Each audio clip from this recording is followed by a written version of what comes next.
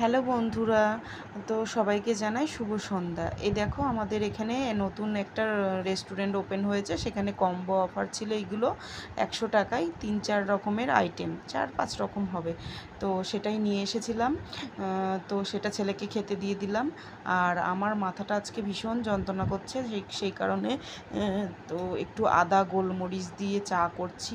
আর তোমরা ভাববে চায়ের মধ্যে বাতাসা দিল কেন? কারণ ওই পুজোতে যে বাতাসাগুলো ঠাকুরকে দেয়া হয় সেগুলো অনেক জমে গেছে, সেই কারণে ওইগুলো দিয়ে একটু চা করেই খেয়ে নিই প্রতিদিন আমি। তো আবার অনেক সময় পায়েস অন্য মিষ্টি কিছু করলে তাতেও দিয়ে দিই। তো দেখো একটু চা করে নিলাম আদা গোলমরিচ দিয়ে, আর একটু মুড়ি মেখেছিলাম। তো মুড়িটাকে কাঁচা পেঁয়াজ আর তোমার হচ্ছে একটু আচারের তেল দিয়ে ভালো করে মেখেছিলাম।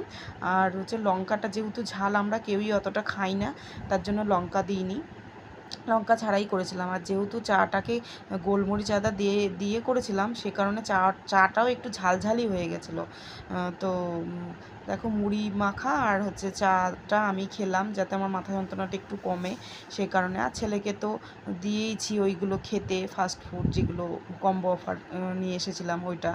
আর আরেকটা যেটা ভিডিও আমি করিনি, সেটা হচ্ছে আমি চা মুড়ি খেতে খেতে ছেলের দুধ চা বসিয়ে চলে গেছিলাম। মনেই নেই আমি চা মুড়ি খেতে গিয়ে ভুলে গেছি যে দুধ চা বসিয়েছি গ্যাসে।